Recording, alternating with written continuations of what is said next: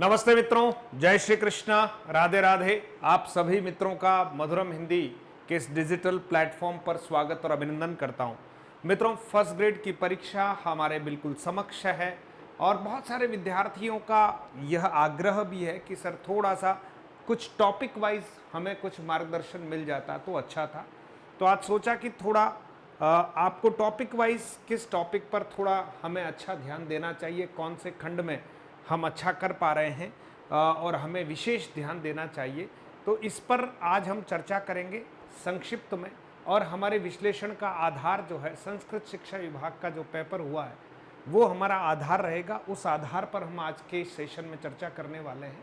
तो आप सब लोग अच्छे से दत्तचित्त होकर तैयारी करते रहें।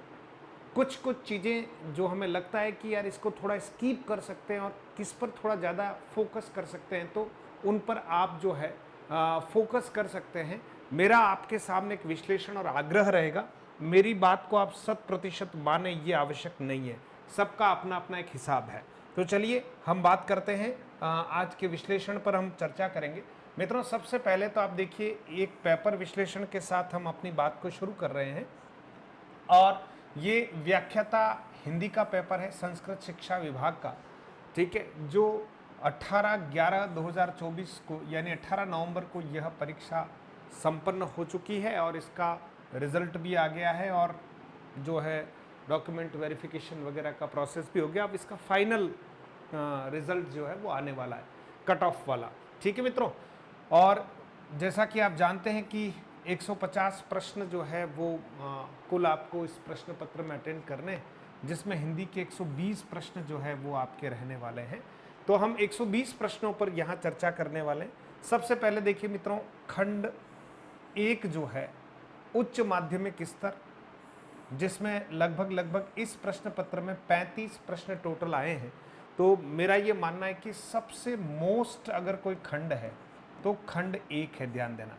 इस खंड 1 में व्याकरण, जैसा कि आप सभी जानते हैं, और इसके साथ कुछ हमारे पत्र पत्रिकाओं के ऊपर और वो जनसंचार के माध्यम वाला जो कुछ बिंदु है, हमारा जनसंचार के माध्यम वाला, उन बिंदुओं पर हमें थोड़ा सा फोकस करना है। तो यहाँ व्याकरण और जनसंचार के माध्यमों के संदर्भ में आपको विशेष, जब रिवीजन कर रहे हैं तब भी आपको विशेष फोकस करना है। अब हम देखते हैं कि पिछली परीक्षा में किस तरह के प्रश्न आए हैं, है ना। उदाहरण सहित आपसे बात करें, व्याकरण और सामान्य ज्ञान जो है उसमें लगभग 21 प्रश्न आए, मतलब बहुत अच्छा यूं कह सकते हैं कि वेटेज है प्रश्नों का। संधि से एक प्रश्न आया, समास से एक, उपसर्ग से 2, प्रत्यय से एक प्रश्न आया, पर्यायवाची से 2 प्रश्न आए, विलोम शब्द से एक, अनेकार्थी से एक और समश्रुत भिन्नार्थक शब्द से भी एक प्रश्न आया है, ठीक है। और इसी तरह से अपठित गद्य और पद्य के जो प्रश्न हैं वो तो बिल्कुल सरल से ही होते, बस आपको गद्य और पद्य को अच्छे से पढ़ना है और उस पर आधारित हमें जो प्रश्न पूछा जा रहा है उसके उत्तर उस गद्यांश और पद्यांश पर आधारित ही उत्तर देना। हमारी ओर से कुछ भी हो सकता है, लेकिन हमें आधार गद्यांश और पद्यांश को मानकर चलना है, ठीक है मित्रों। फिर जनसंचार के माध्यम के संदर्भ में 4 प्रश्न आए, सृजनात्मक लेखन के 2 प्रश्न आए हैं, ठीक है। इसके साथ साथ आप देखिए, वाक्यांश के लिए एक शब्द से एक प्रश्न आया, शब्द शुद्धि के अच्छे प्रश्न आए, वाक्य शुद्धि के भी अच्छे प्रश्न आए, अर्धशासकीय पत्र आदि के संदर्भ में, विज्ञप्ति आदि के संदर्भ में 2 प्रश्न आए, लोकोक्ति और मुहावरों के भी अच्छे प्रश्न आए। तो घुमा फिराकर इस खंड से आपको लगभग 35 प्रश्न जो हैं वो रिसेंटली जो परीक्षा आरपीएससी के द्वारा हुई है फर्स्ट ग्रेड की, है ना, उसके द्वारा जो है, और मुझे लगता है कि हो सकता है लगभग जो एक्सपर्ट हैं वो के वही होंगे। तो संस्कृत शिक्षा विभाग का जो पेपर बनाया था, अच्छा पेपर बनाया था और यूं कह सकते हैं कि इसमें व्याकरण को ज़्यादा तवज्जो दी गई थी। ये अच्छी बात भी है, एक स्कोरिंग पार्ट भी है। तो आप खंड 1 पर पूरा फोकस करेंगे रिवीजन के समय में भी, ये खंड आपके लिए बड़ा फ्रूटफुल साबित होगा, ठीक है मित्रों। अब बात करते हैं इसी का जो ब पार्ट है। आप देखें मित्रों, काव्य शास्त्र के संदर्भ में जब बात करते हैं तो काव्य शास्त्र में यहाँ लगभग 20 प्रश्नों का एक समावेश हुआ है काव्य शास्त्र में, ठीक है। इसी खंड के खंड 1 के ब पार्ट की अगर हम बात करते हैं तो इसमें शब्द शक्ति के संदर्भ में 3 प्रश्न आए, तीनों प्रश्न अच्छे थे, है ना। आप चाहेंगे तो इस पेपर का सॉल्यूशन पहले भी करवा रखा है, और आप चाहते हैं तो एक बार फिर से मैं वो सारे प्रश्न आपके सामने रखकर इसका सॉल्यूशन एक बार आपके सामने और कर देंगे। अलंकार आप कमेंट में बता दीजिएगा, अगर आपको लगता है कि एक बार इस पेपर का सॉल्यूशन वापस चाहते हैं तो मैं वापस सॉल्यूशन करवा दूंगा सीधा। अलंकार के 5 प्रश्न हैं, बहुत अच्छे प्रश्न हैं। छंद के मित्रों 6 प्रश्न है, मतलब आप समझिए काव्य शास्त्र और व्याकरण कितना इंपॉर्टेंट है, इस बात को आप इस पेपर विश्लेषण से बहुत अच्छे से समझ जाएंगे। टॉपिक छोटे हैं, अच्छे हैं, बस थोड़ा याद कीजिएगा। व्याकरण के पर्यायवाची शब्द और शब्द युग्म और ये थोड़ा सा विस्तृत टॉपिक होते हैं, लेकिन आपको जो कक्षा 9 से 12वीं तक की हमारी हिंदी व्याकरण की जो राजस्थान माध्यमिक शिक्षा बोर्ड के द्वारा जो बुक है ना, उस बुक का आपको सांगोपांग अध्ययन करना चाहिए, है ना। उसके उदाहरण तो कम से कम हमें पक्के कर लेने चाहिए। काव्य गुण से संदर्भ में एक प्रश्न आया और काव्य रस से संबंधित देखिए 5 प्रश्न है। रस और रसावयव से संबंधित आपको एमसीक्यूज भी बहुत अच्छे करवा दिए। ठीक है दोस्तों, फिर आप देखेंगे खंड 2 की अगर बात करते हैं, जो स्नातक स्तर की बात है मित्रों, इसमें लगभग 54 प्रश्न आए।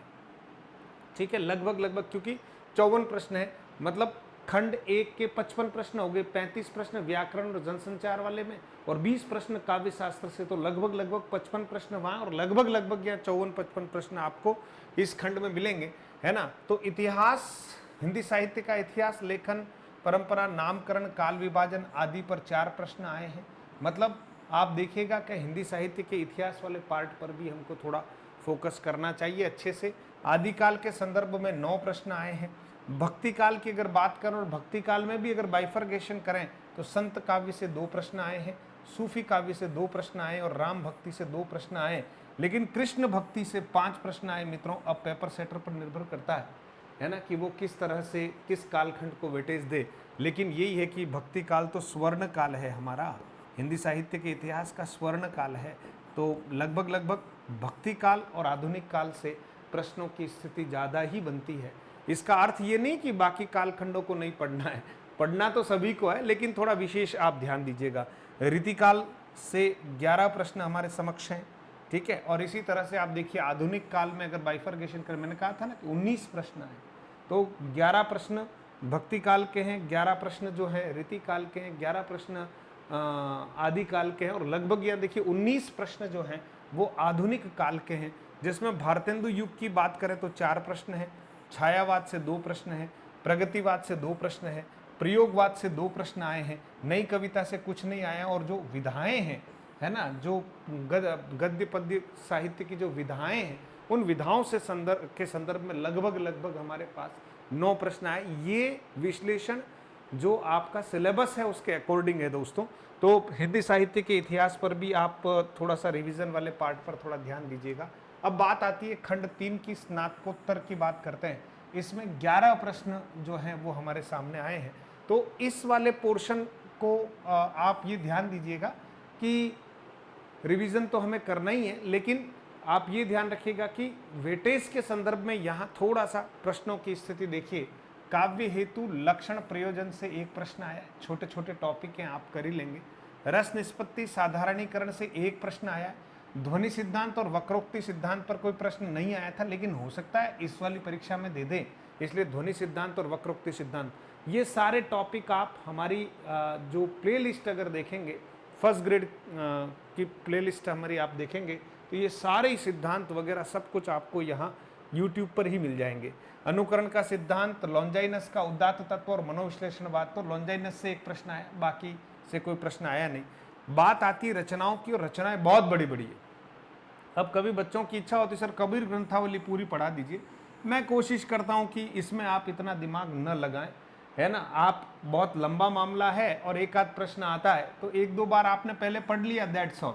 बहुत सारे साखियाँ, सबद, रमेनियाँ सब हैं इसमें, है ना, गुरुदेव कोंग वगैरह जो भी, तो आप ध्यान दीजिए। बालकांड कितना बड़ा है, प्रश्न उसमें से 1 आया है, तो अगर कोई थोड़ा सा यहाँ आगे पीछे हो भी जाता है तो बहुत ज़्यादा चिंता करने की जरूरत नहीं है। बिहारी रत्नाकर जो भी हमारे दोहे हैं, प्रथम 25-30 जो भी, उसमें से 1 प्रश्न आया है। साकेत से 1 भी प्रश्न नहीं आया, लेकिन हो सकता है 1 आध प्रश्न इस बार आ जाए, ध्यान देना, इस बार हो सकता है कि 1 आध प्रश्न आ जाए। तो ये बड़ी बड़ी रचनाएं हैं, इन रचनाओं को थोड़ा 1-2 बार आपने पहले पढ़ लिया, बस अब ज़्यादा परेशान नहीं हो। हाँ, लेकिन निबंध से ज़रूर ध्यान रखना, कविता क्या है और शिरीष के फूल, इनमें से प्रश्न बैठते ही हैं, तो इनको पक्का कर ले।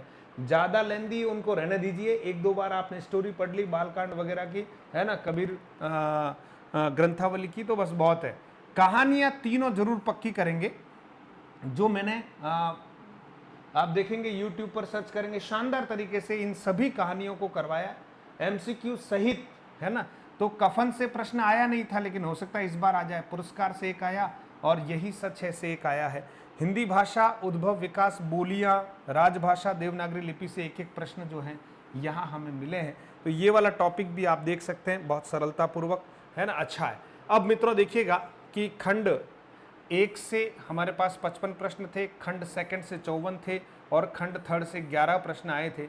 इस तरह से टोटल हमारे कितने हैं, 120 प्रश्न। अब जो 23 जून को परीक्षा होने वाली है मित्रों, ध्यान दीजिएगा, 23 जून 2025 को जो परीक्षा होने वाली है, लगभग इसी पैटर्न पर जो है वो आपकी परीक्षा होने वाली है।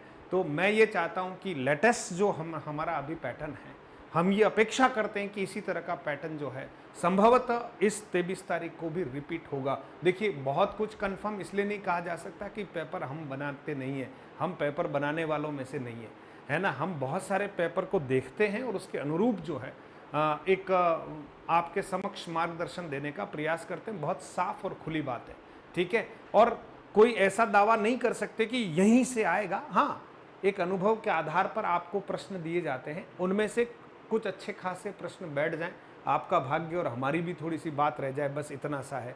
तो मेरे सभी दोस्तों से आग्रह करूंगा, ज़्यादा भ्रमित नहीं होना है। दिन हमारे पास 20-21 बचे हुए हैं। इन 20-21 दिनों में आप अपनी स्वतः जो आपने स्ट्रेटेजी बनाई है उसके अनुसार आप रिपीट करते रहिएगा। बहुत ज़्यादा इधर उधर यूट्यूब पर भ्रमित ना हो, ऐसा मेरा आपसे विनम्र आग्रह है। आपको मेरा वीडियो भी अगर ठीक नहीं लगा हो तो इसको शेयर मत करना, कोई बात नहीं, है ना। आपको लगता है कि नहीं यार समय खराब, ये बहुत से विद्यार्थियों का आग्रह था, इसलिए इस पैटर्न को वापस से थोड़ा सा आपके सामने रखने का प्रयास किया है दोस्तों। तो आप खूब अच्छे से पढ़ाई करिएगा। हाँ, कुछ ऐसे विद्यार्थी हैं जो अभी भी हमारे इस एप्लीकेशन से नहीं जुड़े, तो उनसे आग्रह है, मधुरम हिंदी प्रो एप्लीकेशन को आप ज़रूर डाउनलोड कर लीजिएगा। इसको डाउनलोड करते ही मित्रों आपको एक हिंदी व्याकरण का कोर्स और 2 टेस्ट सीरीज़ बिल्कुल फ्री दी जाती है। तो मैं चाहता हूँ कि इस फ्री टेस्ट सीरीज़ का आपको उपयोग कर लेना चाहिए। और साथ ही साथ मैं आपसे आग्रह करूंगा कि जो फर्स्ट ग्रेड की तैयारी कर रहे हैं, है ना, उनसे केवल आग्रह, कोई कंपल्शन नहीं है। फर्स्ट ग्रेड की अगर आप तैयारी कर रहे हैं तो जाते जाते ही सही, अगर आप टेस्ट सीरीज देखना चाहते हैं, है ना, तो हालांकि बहुत सारे विद्यार्थियों ने टेस्ट सीरीज ज्वाइन कर रखी है ऑलरेडी, लेकिन अगर कोई चाहता है कि नहीं सर अभी तक भी मैंने कोई टेस्ट सीरीज नहीं ली और मैं चाहता हूं कि लास्ट के दिनों में कुछ अगर मैं देखना चाहता हूं, मात्र 49 रुपये में आपके लिए टेस्ट सीरीज है। हमारे 2-4-5 हज़ार प्रश्नों का कलेक्शन है, जिसमें टॉपिक वाइज भी प्रश्न हैं आपके सामने, और आपको प्रीवियस ईयर्स के पेपर्स भी दे रखे हैं और मॉडल टेस्ट पेपर भी डाल रखे हैं। तो एटलीस्ट आप अभ्यास कर सकते हैं बहुत फास्ट तरीके से। तो ये केवल 49 रुपये के सहयोग, एक सहायता राशि है, कोई शुल्क नहीं है मित्रों।